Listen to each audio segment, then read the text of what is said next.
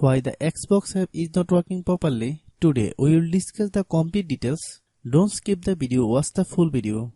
Hello guys and welcome back to my YouTube channel Shaem Tech BD. Today I will discuss how to fix X app display only buffering. I have a request, if you are new to channel please subscribe and stay with us. Open settings. Open the date and time settings. Tap Set Time automatically to reset time to whatever location you are currently at.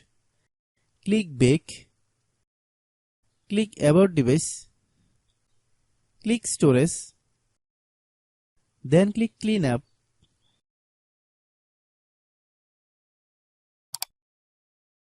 Click Clean. Click Back. Click Apps. Click App Management. Find X app. Click X app. Click Storage Use. Then click Clear Data.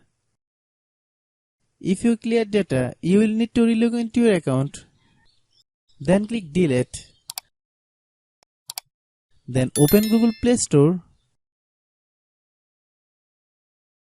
Then search X app. Click X app. If you get any update, please update. Hope your issue is resolved. If anyone still has problem, it might be a server problem. Please try again after a while. Hope you understand.